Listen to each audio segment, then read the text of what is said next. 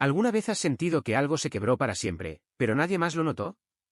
Eso fue lo que sentí cuando vi que la caja fuerte estaba entreabierta. No mucho, apenas unos centímetros. Lo suficiente para saber que no fui yo quien la dejó así. Mi nombre no importa. Lo que importa es que tengo 62 años, vivo en un pueblo tranquilo de Tenerife, y hace unos días perdí algo que no se puede reemplazar. No hablo de dinero. Hablo de historia. De sangre. De respeto. La alianza de boda de mi madre viajó desde Irlanda en 1897, escondida en el corsé de mi bisabuela. Oro viejo, tallado a mano, sin lujos, sin brillos. Solo historia. 4 generaciones de mujeres en mi familia la llevaron. Y cuando mi madre murió, me la entregó en silencio. No dejes que nadie la lleve si no entiende lo que significa. Desde entonces, estuvo guardada en una caja fuerte en mi dormitorio. Solo 2 personas sabían de su existencia, mi esposa Clara y yo. Clara murió de cáncer hace 6 años. Desde entonces, la caja apenas se había abierto. No tengo muchos más. Solo mi hijo Rubén y su esposa Laura. Rubén siempre fue un buen chico, en algunos sentidos. Estudioso, educado, tranquilo. Diseñador gráfico. Se casó con Laura justo al salir de la universidad. Apenas la conocí antes del enlace. Cuando quise opinar, ya tenían reservado el lugar, encargadas las flores y enviado las invitaciones. Laura era simpática, sí. Siempre con una sonrisa, siempre llamándome papá, trayendo tarta para las fiestas. Pero todo era superficial. Del tipo que hace fotos de su plato en Navidad y luego no se lo termina. Decía, la familia es lo primero, pero no levantaba la mirada del móvil. Hice lo que muchos padres hacen. Me callé. Lo acepté. Hace un mes falleció mi hermana mayor, Margarita. Vivía en La Orotava, así que pasé 3 días allí, entre el funeral y ayudar a su hijo con la casa. Cuando volví a casa, abrí la ventana del dormitorio, puse la cafetera y vi la caja fuerte, abierta. El corazón se me encogió. Saqué todo. Papeles, unos bonos antiguos, una cadena vieja. La caja roja de terciopelo no estaba. La que siempre envolvía el anillo. Llamé a Rubén con las manos aún temblando. Me dijo que Laura había venido a cuidar del perro. Pregunté si había entrado al dormitorio. Me dijo que quizás sí, que no encontraba la correa. Entonces se lo solté, el anillo ha desaparecido. Hubo silencio. Luego me dijo, ¿qué anillo? Le recordé la historia. Irlanda. Mi madre. 4 mujeres. Y entonces dijo lo que me congeló la sangre, ese. Laura lo vio. Le pareció bonito. Pensó que su hermana podría usarlo. Se casa el mes que viene y no tiene anillo, y ahí terminó la conversación. O, mejor dicho, ahí empezó todo. Porque esa noche no dormí. Y lo que decidí hacer, aún no lo sabe nadie. Esa noche me senté en el borde de la cama, en silencio, con las luces apagadas. No puse música, no prendí la tele, no toqué el móvil. Solo estuve ahí, respirando. Viendo sombras moverse en la pared. Recordando la voz de mi madre la tarde que me dio esa caja. Tenía las manos frías y el aliento corto. Me dijo, prométeme que no caerá en manos equivocadas. Y yo lo prometí. Pero fallé. O me fallaron. Rubén me dijo al teléfono, es solo un objeto. Como si los objetos no pudieran cargar con siglos de dolor, amor y sacrificios. Como si la memoria se pudiera tirar a la basura. No grité. No insulté. No amenacé. No soy ese tipo de hombre. Pero decidí hacer algo. Algo que no olvidarían. 2 días después, bajé al trastero. Detrás de unas cajas de herramientas viejas, había una caja de madera que nadie conocía. Dentro, envueltos en plástico y papel, había 10 cromos de béisbol rarísimos que me regaló mi abuelo cuando tenía 15 años. Nadie sabía que los tenía. Ni Clara, ni Rubén. Entre ellos, un Mickey Mantle de 1952. Perfecto. Esa misma mañana conduje hasta una tienda de empeños en el centro de Santa Cruz, la que está frente al viejo Cine Rex. El dueño casi se desmaya al verlos. Me pagó 39.000 euros en efectivo. No conté el dinero. Solo tomé el sobre, salí, y conduje sin parar hasta el sur, hacia Arona. Ya había buscado la dirección. La hermana de Laura vivía en un adosado pequeño, en una calle tranquila. Aparqué enfrente y esperé. A los 20 minutos la vi salir, subir a su coche y desaparecer. Crucé la calle. Toqué la puerta. Nadie. Esperé. Nada. Rodeé la casa. La valla del jardín trasero era baja. La salté. La puerta de atrás tenía un cerrojo barato. Lo pateé. Una vez. Dos. Abierta. Dentro, la casa olía a cartón y perfume barato. Cajas sin abrir. Ropa por doquier. Sobre la mesa del salón, una caja pequeña de terciopelo negro, con una cinta atada. La abrí. Ahí estaba. El anillo. Mi herencia. Mi historia. Mi palabra. Lo metí en el bolsillo de mi abrigo. Entré a la cocina. Arranqué una hoja de un blog que había en la encimera. Escribí un cheque de 9.000 euros. Lo firmé. Lo dejé sobre la mesa. No soy un ladrón. Solo recuperé lo que me pertenecía. Y dejé propina por la molestia. Nadie me vio. Nadie me detuvo. Pero yo sabía que esto no iba a acabar ahí. Aún no 3 días después, invité a Rubén y Laura a cenar. Elegí un restaurante italiano en la avenida La Salle, uno de esos con manteles de tela y camareros que aún te llaman caballero. Llegaron sonrientes. Laura hablaba sin parar, como si no hubiera pasado nada. Rubén no decía mucho. Entonces, sin mirar a nadie, saqué la caja de terciopelo del bolsillo y la dejé sobre la mesa. El silencio fue inmediato. Laura empalideció. «¿Has entrado en su casa?», dijo en voz alta, tanto que varias mesas giraron la cabeza. Rubén me miró como si no me reconociera. «He recuperado lo que me pertenece», respondí. Laura alzó la voz. «Iba a llevarlo en su boda, no tenías derecho». La miré fijamente. «Tú no tenías derecho a llevártelo». Rubén intervino, en tono conciliador: «Tal vez podríamos hablar de esto en otro momento», pero ya era tarde. Me giré hacia él. «Tú deberías haber sabido mejor. Dejaste que tu mujer entrara en mi casa y se llevara algo sagrado como si fuera un anillo de bisutería». Se encogió de hombros. «Igual que por teléfono. Es solo un objeto, papá». Respiré hondo. No. Era el objeto. Y me levanté. Los dejé ahí, con los platos intactos y el vino sin tocar. Desde entonces, no he sabido nada de ellos. Ni llamadas. Ni mensajes. Pero no era el final. Ni de lejos. Una semana después, recibí una llamada desde la Orotava. Era mi sobrina, hija de Margarita. Me preguntó en voz baja: «Tío, ¿es verdad que entraste en casa de alguien por un anillo?». Me quedé callado. «¿Eso te contó Rubén?». Ella suspiró. «No. Laura lo publicó en Facebook». Yo nunca usé Facebook. Nunca me interesó. Pero Laura sí. Y según mi sobrina, había hecho una publicación pública. Con fotos. Con una historia completamente distorsionada. Contó que su suegro trastornado había irrumpido en casa de su inocente hermana y le había robado el anillo de compromiso. Ni una mención a que era una reliquia. Nada de que lo había sacado de mi caja fuerte. Solo un relato lleno de mentiras para pintarme como un anciano peligroso, amargado y violento. Los comentarios eran una mezcla de pena y odio. Algunos decían que merecía la cárcel. Uno incluso escribió: «A este tipo habría que quitarle las llaves de su casa y de su vida». Mi sobrina me mandó las capturas. Rubén no comentó nada. Pero una frase me dejó sin aire. Laura escribió: «Mi marido dice que no quiere que nuestros hijos estén cerca de alguien así». Esa fue la estocada. No por la mentira. Sino porque mi hijo lo permitió. Y entonces supe que había más por hacer. Mucho más. Esa misma noche conduje hasta su casa. No para hablar. No para enfrentar. Solo para mirar. Aparqué al final de la calle. Las luces estaban encendidas. Las persianas levantadas. Rubén y Laura estaban sentados en el sofá, cada uno con su móvil. No se hablaban. No se miraban. Solo deslizaban el dedo por la pantalla como dos desconocidos en una sala de espera. No bajé. No toqué el timbre. Volví a casa. Pero al día siguiente llamé a mi abogado. Se llama Julián, seco como un clavo oxidado pero eficaz.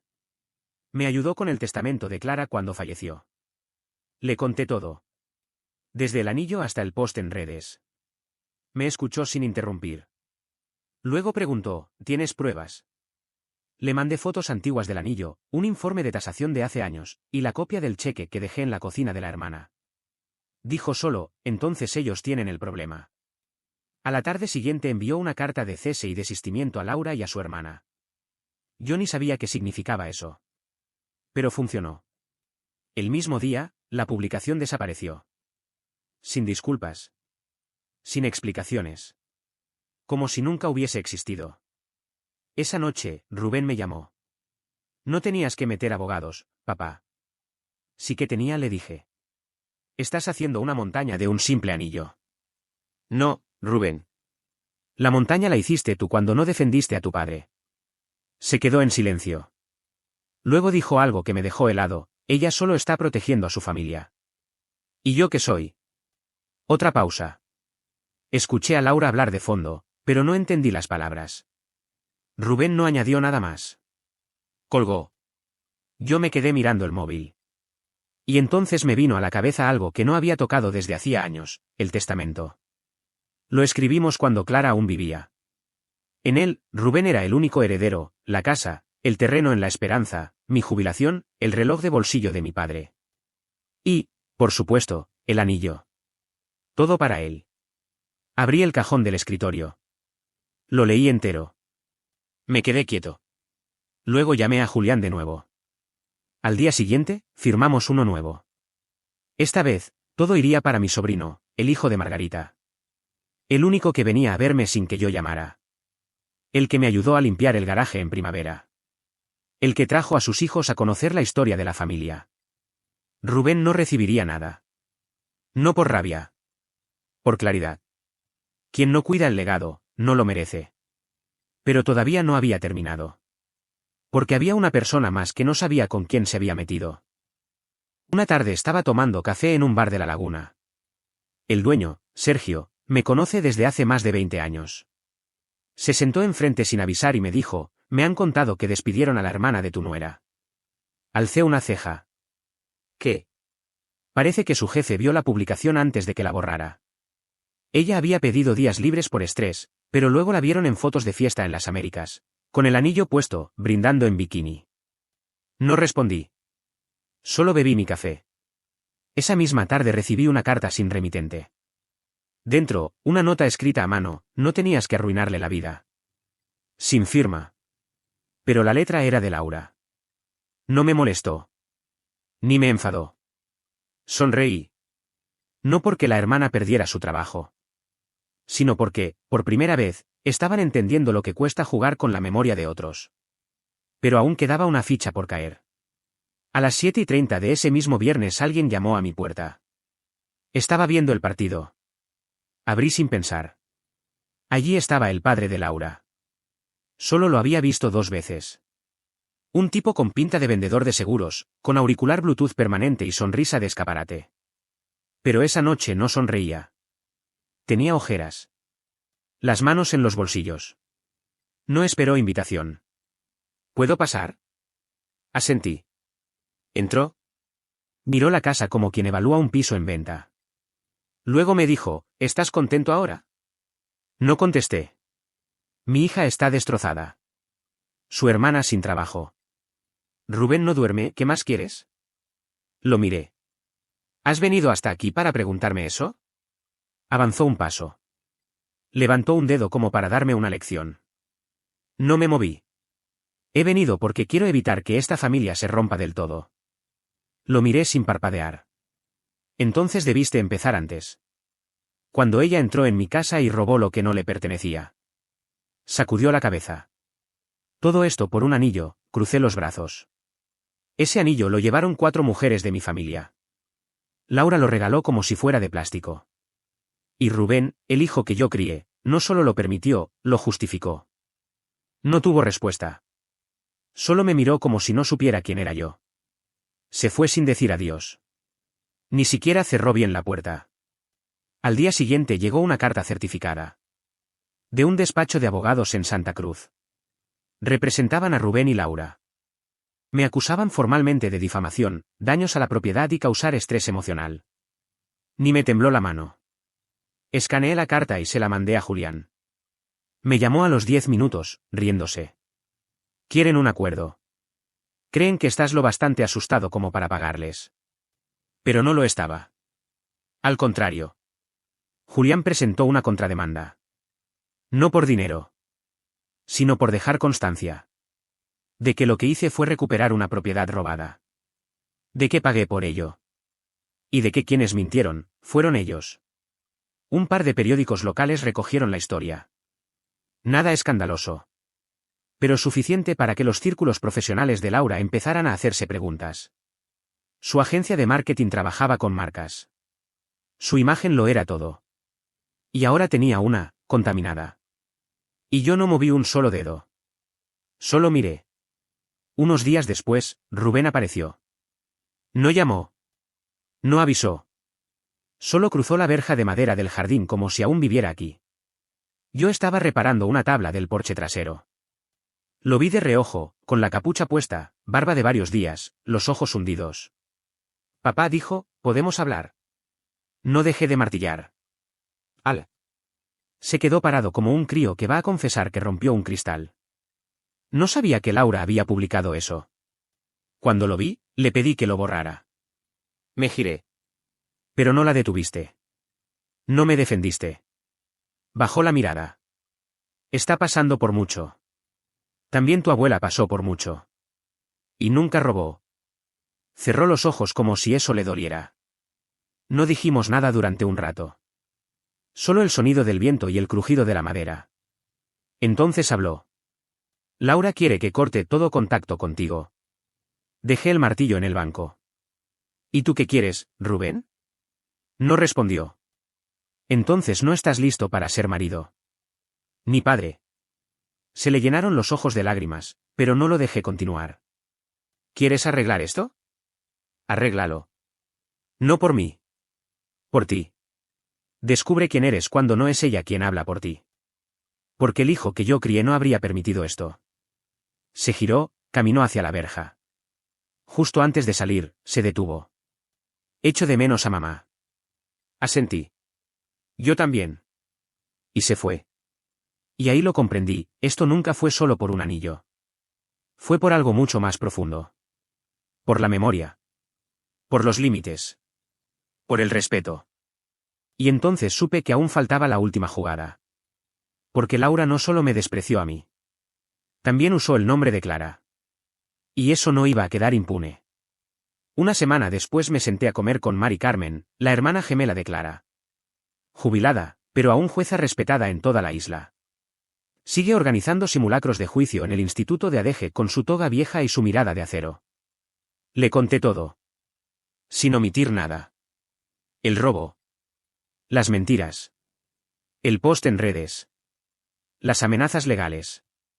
Lo escuchó todo mientras tomaba su té helado y anotaba en su cuaderno amarillo.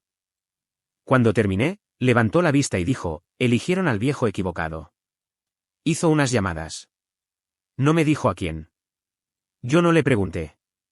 2 días después, todo se movió. Una de las publicaciones de bodas más importantes de España había incluido a la hermana de Laura en una sección especial. Bodas reales con historia. Fotos del anillo, tomadas en mi casa sin permiso.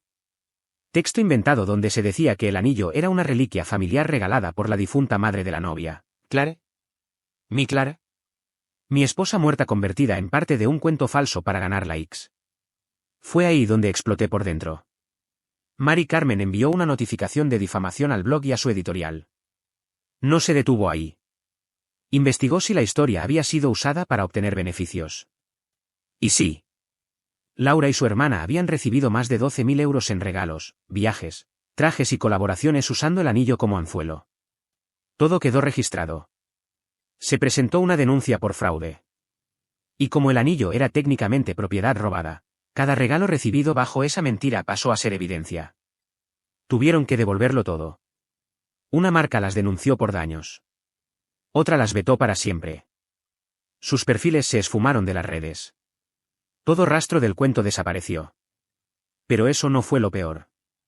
Un tribunal dictaminó que Laura había robado a sabiendas, mentido públicamente y sacado beneficio económico de todo ello. No pisó la cárcel, pero fue condenada a pagar 18.000 euros. Su abogado renunció antes del final. El equipo de Mari Carmen las pulverizó. Una noche, Rubén me llamó. No saludó. Solo murmuró, ¿qué demonios hiciste?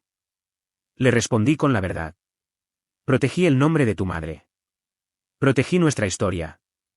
Y luego, con voz firme, ya no estoy enfadado, Rubén. Estoy decepcionado. Y estoy cansado. Lloró. Lo escuché. No grité. No consolé. Solo colgué. Pasaron semanas. La casa volvió a ser silencio. Yo volví a mis cosas. El café en el bar. Reparar lo que se rompe. Visitar la tumba de Clara. Me sentía más ligero. Un día, llegó una carta. Sin remitente. Reconocí la letra, Rubén. Decía, papá, tenías razón. La dejé mentir. La dejé tomar. Me quedé callado. No defendí a mamá. No te defendí a ti. No sé si me casé con la persona equivocada o si me perdí por el camino. Pero sé que te perdí a ti. Estoy viviendo con un amigo. No sé qué viene después. Solo quería decirte que lo siento. Y que ojalá algún día puedas perdonarme. Rubén. No respondí. Aún no. El perdón necesita tiempo. Pero entonces hice algo. Tomé el anillo. Lo limpié. Lo envolví. Conduje hasta la orotava. Mi sobrino abrió la puerta, sorprendido. Le tendí la caja. Dáselo a tu hija, le dije, cuando sea lo bastante mayor para entender lo que lleva. La abrió. Se le llenaron los ojos. ¿Estás seguro, yo? Asentí. Ella lo llevará mejor que la última que lo tocó. Me abrazó. Como nadie me abrazaba desde que Clara se fue. Y así, el anillo quedó finalmente a salvo. En el lugar correcto. No solo en las manos adecuadas, sino en el corazón adecuado. Esa fue la verdadera victoria. No el dinero. No los juicios. No las humillaciones. Sino que quienes quisieron enterrar nuestra historia, jamás pudieron reescribirla. Porque lo que rompieron, yo lo restauré. A mi manera. Para siempre.